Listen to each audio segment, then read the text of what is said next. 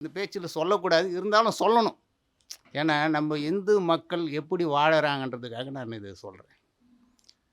நாங்க உத்தரகோச மங்கைன்ற ஊருக்கு போகும்பொழுது, அனைவரும் நாங்க ஒரு 20, 30 பேர் போயிருந்தோம்.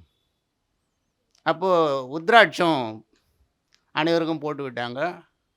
வந்திருக்க அன்பர்கள் போடும்போது நம்மும் போட்டுக்கணும், நானும் போட்டுக்கன்னு ஸ்ரீரங்கம் கோயில் உள்ள போனேன். இது குறையா எடுத்துக்காதீங்க. ஏன்னா, எப்படி நம்ம புரியாத வாழறோன்றதுக்காக நான் சொல்றேன். இது வந்து குறை சொல்லணுன்றதுக்காக சொல்லல. அப்ப அங்க இருக்கிறவங்க புரோகிதர்லாம், "என்னப்பா உதிராட்ச மாலை போட்டு நீங்க வந்துட்டீங்கன்னாங்க." எனக்கு ஷாக் ஆகி போச்சு. எனக்கு இதெல்லாம் தெரியவும் தெரியாது.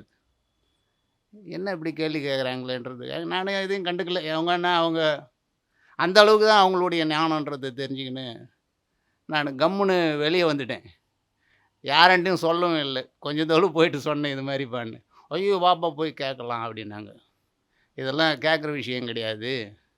ஏன்னா, ஒரு சைவம், சமயம் அந்த காலத்தில தான் சண்டை போட்டுன்னு வேற இருந்து, இந்த இந்து மதத்துக்கு அவ்வளோ ஒரு கெடுதி பண்ணின்னு இருந்தாங்க.